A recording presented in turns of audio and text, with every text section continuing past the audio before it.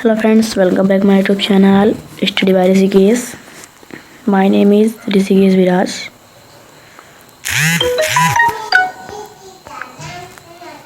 तो आज हम देखने वाले हैं अपने टेंस का आखिरी tense, future perfect continuous tense. Future perfect continuous tense का पहचान क्या होता है?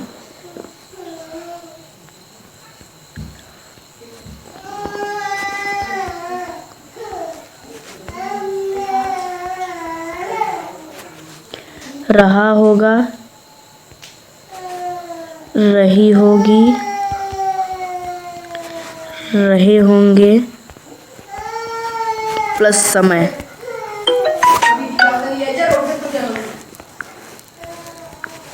रहा होगा, रही होगी, रहे होंगे प्लस टाइम आएगा। तो पहचान तो समझ गए होंगे।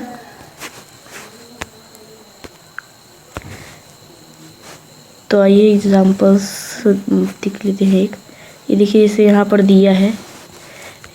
यहाँ पर देखिए कुछ बच्चे पढ़ रहे हैं, टीचर पढ़ा रहे हैं।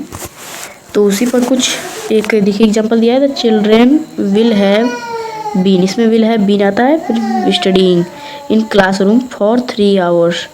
मतलब जो बच्चे हैं वो 3 घंटे से क्लासरूम में पढ़ाई कर रहे हैं। तो चलिए देखते हैं स्ट्रक्चर और रूल्स, पॉजिटिव, नेगेटिव, इंट्रोगेटिव के सभी के। तो पहले पॉजिटिव के देखते हैं। सब्जेक्ट, फिर विल हैव बीन का प्रयोग करेंगे, फिर वर्ब का फर्स्ट फॉर्म के साथ आईएनजी, टाइम रेफ। टाइम रेफ क्या है मैं आपको अगले वीडियो में बताया था। सिंस या फॉर, निश्चित समय के लिए सिंस का प्रयोग और अनिश्चित समय के लिए फॉर का प्रयोग।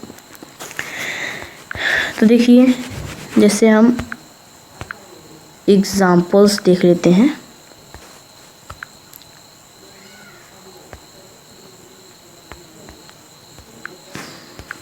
क्या है example? She will have been learning French for 2 weeks. तो इसमें विल हैव बीन हमारा आ गया क्या? सहायक क्रिया। और सी जो है स्त्री के लिए कोई प्रयोग हुआ है, सब्जेक्ट। फिर लर्निंग, ये लर्न का 4th फॉर्म है। लर्न का 4th फॉर्म है लर्निंग फ्रेंच, मतलब फ्रेंच भाषा फॉर 2 वीक्स। अब देखिए यहाँ पर 2 वीक्स जो है ये अनिश्चित है, क्योंकि पता है नहीं कि कौन से वीक, इस 2 वीक से कि अगले 2 वीक से, कुछ कंफर्म तो है नहीं।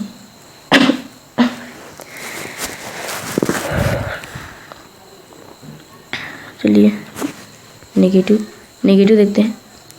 नेगेटिव में वही होगा, बस विल हैव बीन के, विल हैव और हैव के बीच में नॉट का प्रयोग होगा। जैसे सब्जेक्ट प्लस विल, फिर नॉट, फिर हैव बीन, फिर वर्ब के फर्स्ट फॉर्म के साथ आईएनजी जुड़ेगा, फिर टाइम रेफरेंस या फॉर। फिर से देखिए, सब्जेक्ट, फिर विल हैव और हैव बीन, यानी विल हैव के बीच में नॉट का प्रयोग, फिर वर्ब के 4th फॉर्म, फिर टाइम रेफरेंस। एग्जाम्पल्स देख लेते हैं।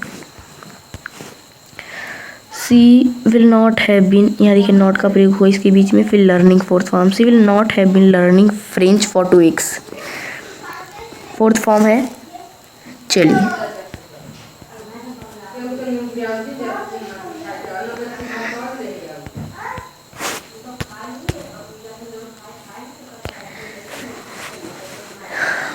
इंट्रोगेटिव एक बार देखिए, फिर से हम इसको रिपीट करेंगे एक बार। स्ट्रक्चर देखिए क्या है।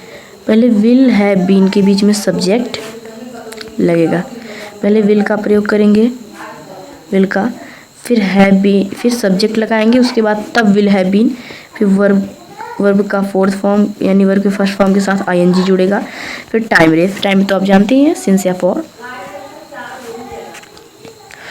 देखिए जैसे will she have been learning French for 2 weeks. इसमें देखिए पहले आ गया विल और हैव बीन बीच में है, उसके बीच में सब्जेक्ट सी है।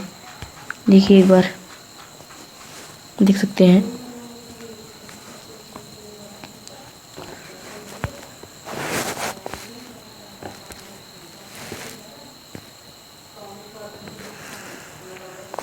तो चलिए एक बार हम फिर से देख लेते हैं स्ट्रक्चर को। पॉजिटिव का देखिए, पहले पॉजिटिव का क्या है हमारा, पहले पॉजिटिव का स्ट्रक्चर है सब्जेक्ट, फिर विल है, बीन लगाएंगे, फिर वर्ब के फर्स्ट फॉर्म के साथ आईएनजी जुड़ेगा, फिर टाइम रेफ मतलब कि सिंस या फॉर का प्रयोग करेंगे। बहुत ही सिंपल है। Examples, she will have been learning French for 2 weeks. वह देखिए वह 2 सप्ताह से फ्रेंच लर्निंग मतलब सीखना सीख रही है, विल हैव बीन सीख रही होगी, सॉरी, वह 2 सप्ताह से फ्रेंच सीख रही होगी। सी विल हैव बीन बीच में इसका प्रयोग हुआ, फिर सब्जेक्ट। नेगेटिव देखिए स्ट्रक्चर इसका सब्जेक्ट, फिर will plus not plus have been, फिर प्लस वर्ब के फोर्थ फॉर्म आईएनजी जुड़ेगा तो फोर्थ फॉर्म हो ही जाएगा, फिर टाइम रेफ से। देखिए एग्जाम्पल्स क्या है इसकी। एग्जाम्पल्स है she will not have been, ये देखिए नॉट का प्रयोग, she will not sorry she will not have been learning French for 2 weeks. वह 2 सप्ताह से फ्रेंच नहीं सीख रही होगी। तो ये समझ में आया।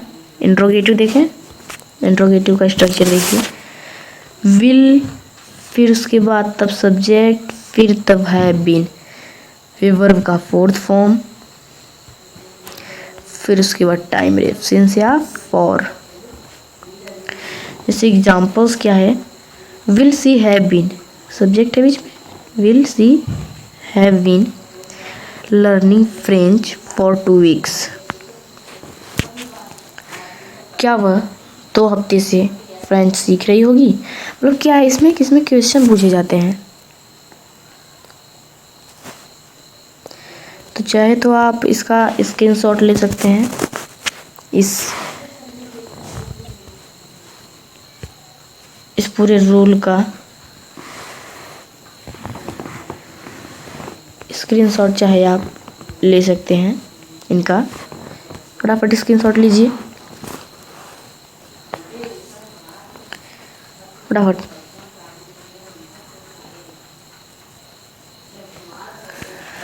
तो चलिए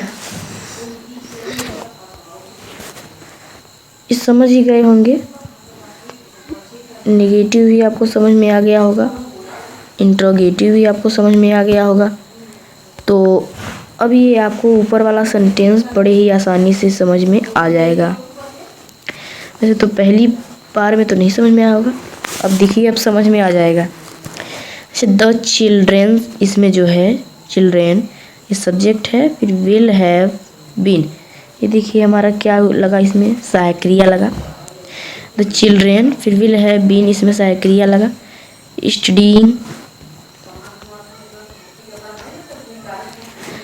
स्टडी का फोर्थ फॉर्म है, तो देखिए फोर्थ फॉर्म लगाना है क्योंकि इसमें देखिए फ्यूचर परफेक्ट कॉन्टिन्यूअस टेंस है, तो इसमें रहेगा ही फोर्थ फॉर्म, क्योंकि इसमें थोड़ा थोड़ा एक फ्यूचर कॉन्टिन्यूअस की तरह भी है। तो देखिए द चिल्ड्रेन तो सब्जेक्ट है द चिल्ड्रेन, फिर विल हैव बीन सहायक क्रिया, स्टडीइंग फोर्थ फॉर्म है, इन द क्लासरूम इतना हमारा ऑब्जेक्ट हो जाएगा, फिर फॉर 3 आवर्स ये हमारा टाइम रेफ है। टाइम रेफ देखिए फिर से, the children will have been studying in classroom for 3 hours, मतलब जो ये बच्चे हैं ये 3 घंटे से क्लासरूम में पढ़ाई कर रहे होंगे। मतलब ये हमारे भविष्य के बारे में बताता है। फ्यूचर का जो पूरा चारों भाग है, चारों इंडेफिनिट, कॉन्टिन्यूअस, परफेक्ट और परफेक्ट कॉन्टिन्यूअस, ये जो है ये सब हमारे भविष्य का, मतलब ये प्रेजेंट टाइम का नहीं बताता, ये हमारे सेकंड मतलब अगले टाइम को बताता है, आने वाले। आज हमारा टेंस ख़त्म हुआ, तो मिलते हैं अगले वीडियो में। तब के लिए टेक केयर, गुड बाय।